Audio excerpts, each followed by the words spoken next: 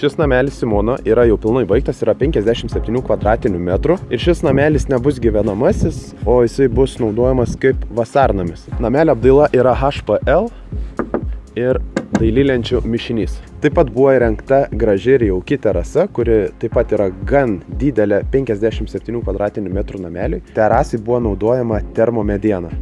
Ir einam į vidų, dar apžiūrėsim. Jie į vidų mus pasitinka koridorius. Tai yra pirmasis kambarys, tai yra antrasis, aišku, kambariai gal ir nėra tokie dideli, bet jie yra jaukus. Štai čia bus vonios kambarys, taipogi nėra super didelis. Na ir tikriausiai jaukiausia vieta tai yra šita svetainė, kuri bus sujungta taip pat su virtuve.